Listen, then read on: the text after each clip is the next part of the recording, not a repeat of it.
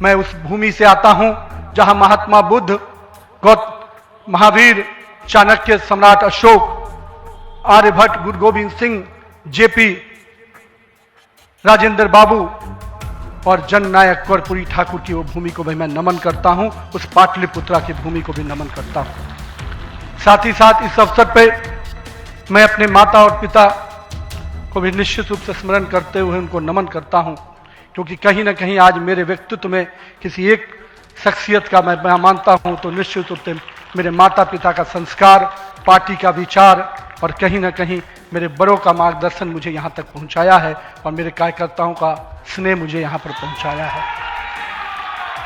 आज के दिन मैं अपने क्षेत्र की जनता को भी प्रणाम करता हूँ, जिसने मुझे एक विधायक के रूप में चुना जरूर, पर संगठन ने मुझे जिस प्रकार से गढ़ने का काम किया, आज मैं इसी कारण से उस जनता के आशीर्वाद और पार्टी के मार्गदर्शन के कारण यहाँ तक पहुँच पाया हूँ। आज का क्षण मेरे लिए संकल्प का क्षण है।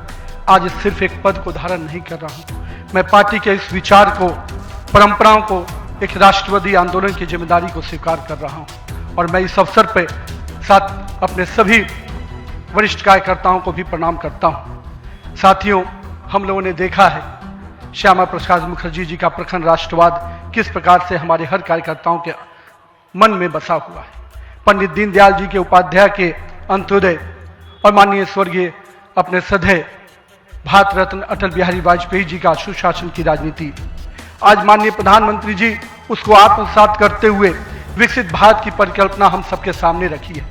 और आज 140 करोड़ भारतवासी अपने आप को इस विकसित भारत के सपने के साथ जोड़कर देश को आगे बढ़ाने में लगा है।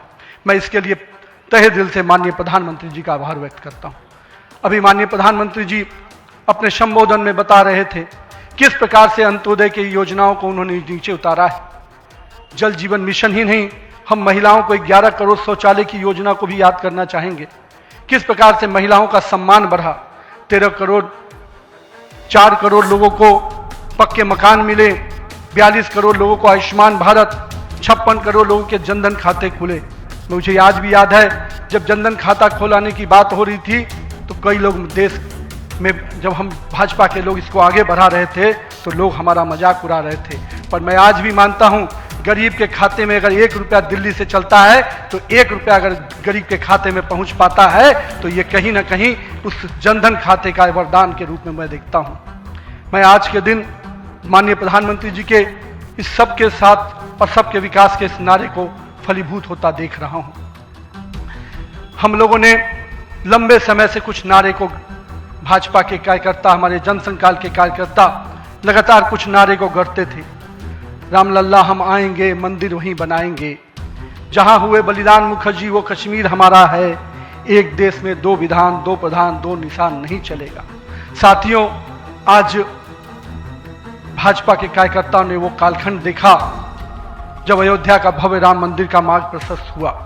आज जम्मू कश्मीर की जनता ने 370 धारा से मुक्ति का दौर देखा। आज सांस्कृतिक व राष्ट्रवाद की विचारें और मजबूत हो रही हैं।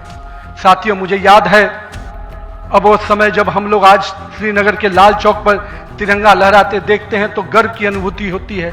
हमने वो दौर भी देखा था जब पाकिस्तान के झंडे लहरा रहे थे और दिल्ली की सरकार बैठकर मौन बैठी थी उस समय, क्योंकि वो समय हम लोगों ने युवा मोर्चा के कालखंड में काम करने का जब मौका मिला था तो हमने देखा था उस समय जब माननीय प्रधानमंत्री जी उस कालखंड से 370 को समाप्ति किए तो कहीं ना कहीं पूरे कश्मीर की फिजा बदली है और आज कश्मीर का लाल चौक तिरंगे से लहराया नहाया नजर आता है। ये परिवर्तन हमारे देश में आया है।